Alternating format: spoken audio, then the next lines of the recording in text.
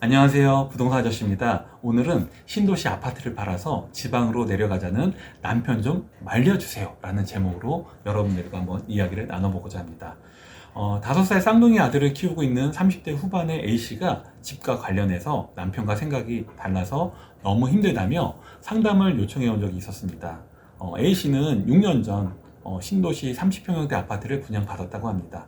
6년 전이니까 2016년 그쯤이 되겠죠. 그 당시만 하더라도요, 지금처럼 새 아파트에 대한 관심과 부동산 시장이 과열되지도 않았기 때문에 분양받는 것 자체가 그다지 어렵지는 않았다고 합니다.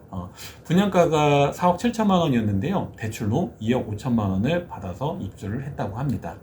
4년 전 입주를 해서 현재 실거주를 하고 있고요. 해당 아파트의 시세는 여러분들이 생각하시는 것처럼 많이 올랐습니다. 그래서 현재 시세가요, 한 11억 정도 된다고 합니다. 여기까지 이야기를 들었을 때는 A씨 가정에 최소한 재테크상으로는 별다른 문제가 없어 보였습니다. 그런데 숨은 문제는 바로 남편이었습니다. 남편이 하는 일의 특성상 지방에 내려가 있는 시간이 많았다고 합니다. 그러니까 남편분의 그 일거리가 주로 지방 어느 특정 지역에 있었나 봐요. 그래서 남편은 어차피 외벌이를 하고 있기 때문에 자신의 일거리가 주로 있는 지방으로 주거지를 아예 옮기자고 했다고 합니다.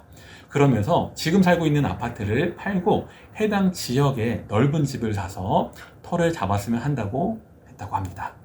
남편의 소득은 월 한 450만 원 정도라고 했습니다. 그런데 현재 살고 있는 아파트의 대출금으로 인해 매달 원리금 상환으로 한 160만 원 정도가 빠져나가고 있기 때문에 내 식구가 생활하기에는 생활비가 빠듯하다고 그런 좀 생각이 들었어요. 그래서 지금 살고 있는 집을 팔자고 한 것 같습니다. 남편분이. 남편의 입장에서는 지방으로 이사를 가게 되면 크게 두 가지가 좋은 장점이 있다고 말을 했다고 합니다.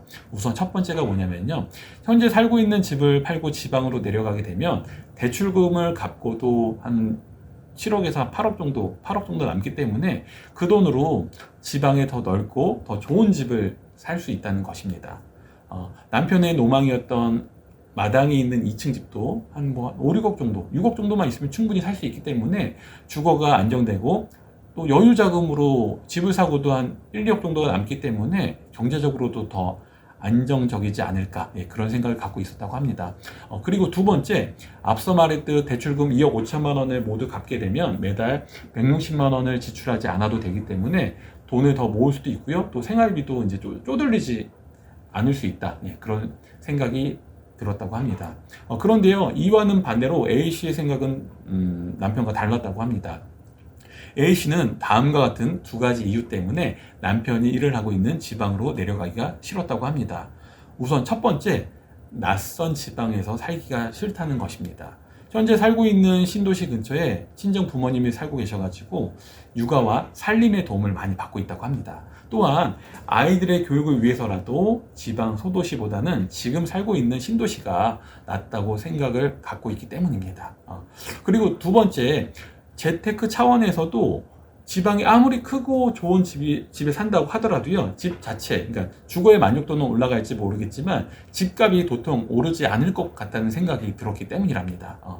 즉 이런저런 이유로 현재 살고 있는 집을 팔고 지방에 터를 잡는 것은 반대하고 싶은데 남편의 생각이 너무 완고해가지고요, 일단 지방으로 이사를 가는 것까지는 동의를 한 상태라고 했습니다. 그래서 일단 동의는 했는데 정말 A씨는 집을 팔고 가고 싶지가 않은 거예요. 그래서 어떻게 하면 좋을지 고민이 된다며 저한테 상담을 요청해 왔거든요. 그 당시 저는 A씨와 A씨 남편에게 다음과 같은 조언을 드렸습니다. 뭐라고 조언을 드렸냐면요, 살고 싶은 집과 사야 하는 집을 구분해서 좀 생각해 보시라고 말씀을 드렸습니다.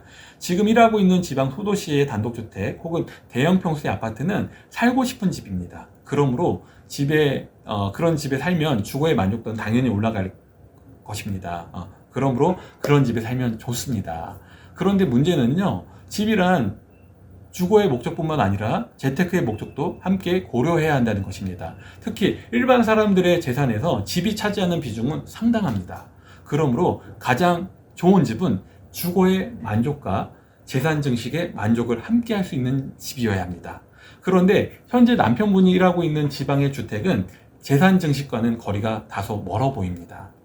그리고 무엇보다 아이들이 아직 어립니다. 즉 지금 내려가면 평생 그곳에서 뭐 터를 잡고 살 것 같은 생각이 들겠지만 아이들 교육 문제 또는 여러 가지 변수로 인해서 다시 서울 또는 수도권으로 주거지를 변경해야 할 때가 생길 수도 있습니다.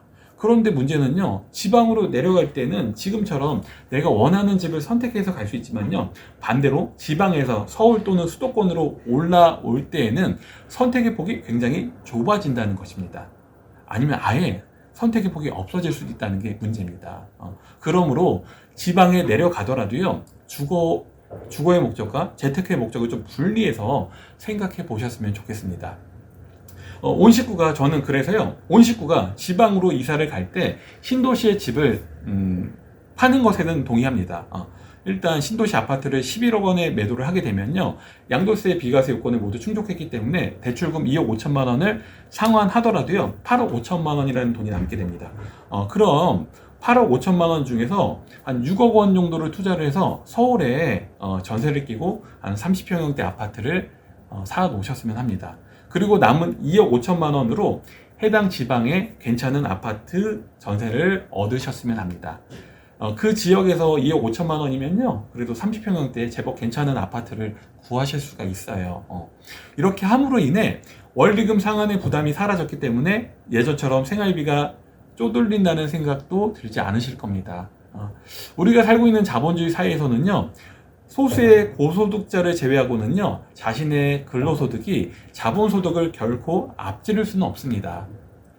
A씨의 남편의 경우만 보더라도 이를 쉽게 알 수가 있습니다. 신도시 아파트에 분양을 받아서 원리금으로 매달 160만 원씩 지출된다고 힘들다고 하소연은 했지만 4년 동안 집값이 6억 3천만 원이 올랐습니다.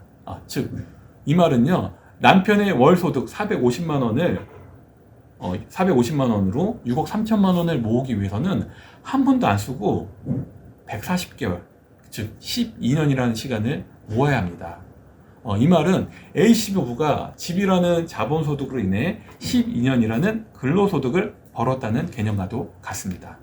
그러므로 A씨 남편은 자신의 근로소득을 위해 지방으로 내려가는 것까지는 좋은데요, 이로 인해서 자본소득을 없애버리는 우를 범하지는 않으셨으면 좋겠습니다. 자본주의에서 경제적으로 쪼들리지 않기 위해서는 근로소득을 높이는 것도 중요합니다.